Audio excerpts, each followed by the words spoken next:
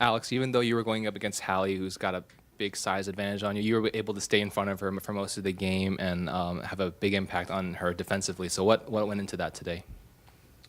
Yeah, I think part of our game plan was to use the double team and to just try and keep her as far away from the basket as possible.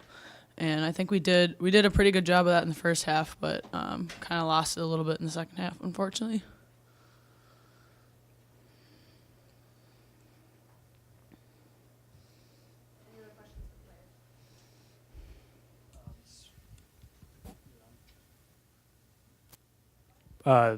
So this is for Alex. Even though they had a big size advantage, you got 3 blocks today. Did the size affect you guys when you're on defense, or were you just still just trying to run through your sets?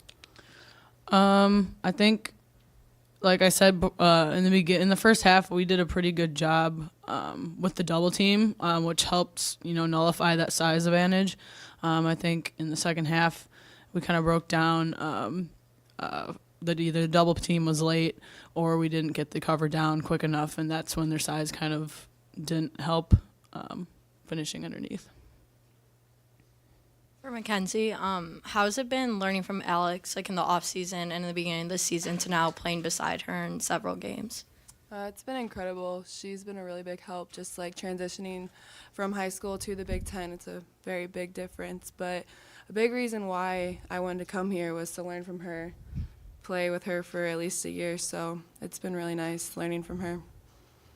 Alex, when things aren't going your way offensively for the team, is there a certain shot you try to find to get yourself going, like maybe that baseline jumper you have? I think it really depends just what our execution is like. If we're running a specific play, either for me or for somebody else, and just whether we can stay in motion. I think we lost a little bit of that execution, which kind of hurt a little bit. But when we do it, it's really effective. Hi. You led all scorers today, Alex. How did that feel? I I wish we got the win instead, but I guess it's all right. Yeah. Anything else for players? Thank you, ladies.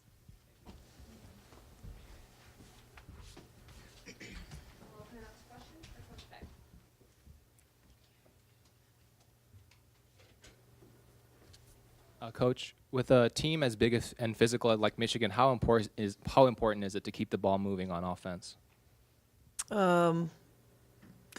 Important. I mean, I think that they're talking about our execution. We had a game 30-29 somewhere, and in the third, and I think Michigan tried to come out and get really physical with us and use their athleticism.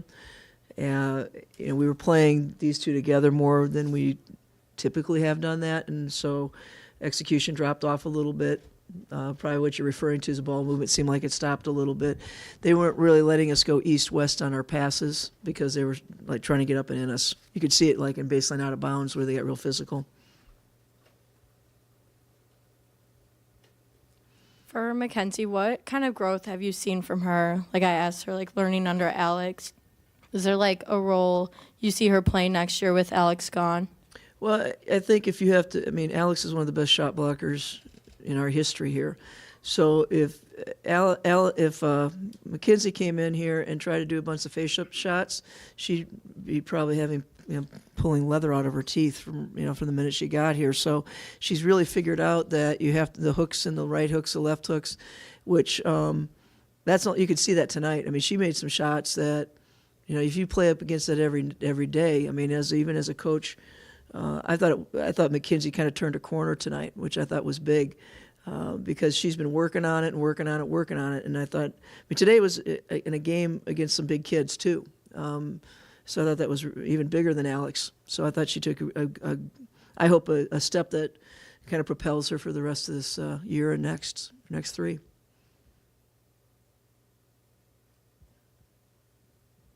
So about halfway through the first quarter, the Michigan defense switched to like a 1-2-2 extended zone.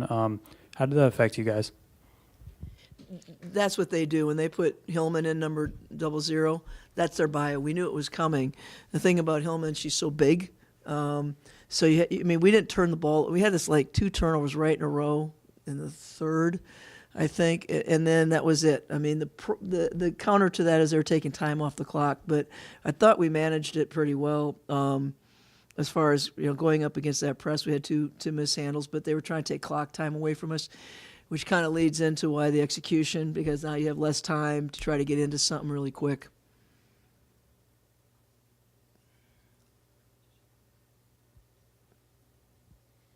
How do you keep your team motivated when you're up against, a really big physical team like this, and you can see, everyone kind of struggling to execute everything that they're trying to do? Call timeouts. I this team is a fighting team, and I think today, when you got into the physicality of what you said and the frustration, last time I checked, they're also human beings, and I'm here to keeping them focused and keeping them trying to get better every day. Our goal is to win more ball games, I think, since 2014. I think that little bit of slippage in the sense of being human beings, we're going to be superhuman beings the next time we come out. And I just feel that every time we've challenged them, they've responded. And I have no doubt that they will when they come back to practice tomorrow. Coach, today the Illini had 0 fast break points today. How do you feel that impacted the overall offense? Well, yeah, didn't see that. Easy points are easy points. If you can get some, you can get some, and it's a good observation. And I think that you're trying to push the ball up the court against a team that's pretty physical and bigger than you. I think we want to take care of the ball. I think the press bothered us. You have to get stops to run. In the second half, we didn't get very many of those. But, you're right. We need to get more fast break points.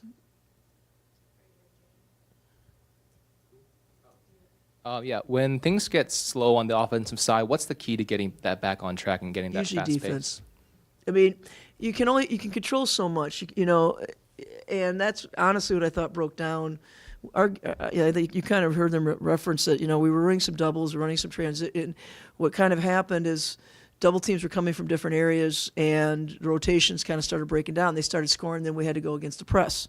To me, what you always want to do is go back to, you probably saw me a little frustrated because I was like, we got to go to the doubles. Where's our rotations?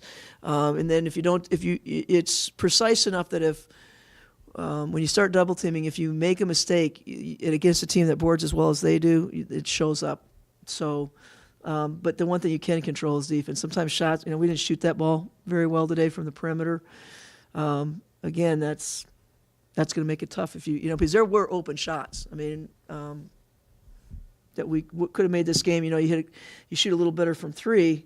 Now it's a 10-point ball game. You know what I'm talking about? It kind of rolls the other way, and it just did not happen that way today. My question today, so today was the Pink game. Did that have any personal significance for you or for the team? Yes, there was a coaching member that lost her mother this year, and that's what we have on our backs. Actually, it was the idea of the team to put in honor of one of our coaches' mothers, and I think it was a significant day for us, an emotional day for us. And I guess if you look at all the pink and you look at, and it was interesting, we gave placards to our kids. We're not. It doesn't just have to be breast cancer. Cancer is just a beast that we're trying to help bring awareness to, and.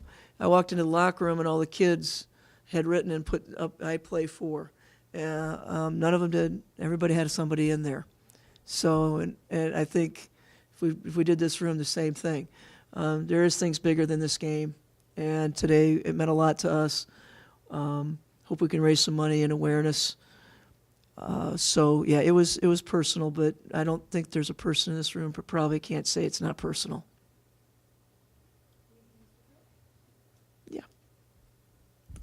Just going into the last couple games of this season, what's the attitude looking towards these last few games, especially Wisconsin?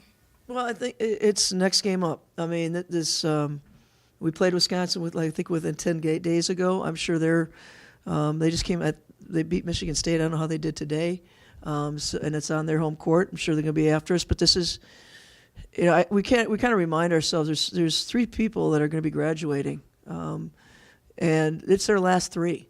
We owe it to them to finish this out the right way. There's moments that this group of people will never be together again. This is it. So how do you keep motivated? Keep playing for each other, take these lumps, and then fire back the next day. So, they've done it and done it and done it. We'll do it again. Yeah. They're here. I'm just wondering, are you worried at all about the team struggle shooting today? It's kind of like, I'd like to shot better. This is the thing. It's like you go to a free throw line, and I tell you, you're missing free throws. Make them. Does that help? You see where I'm going? It's like none of them walk up there going, well, So as a coach, you have to make a decision. Yeah, we didn't shoot the ball well. Make them.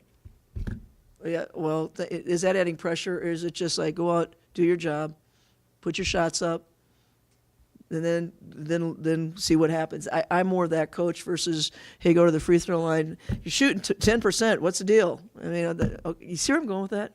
Yeah, it doesn't. So am I worried? I'm not worried because we're going to go back in the gym and work hard. Okay? Thanks, guys, for coming, okay?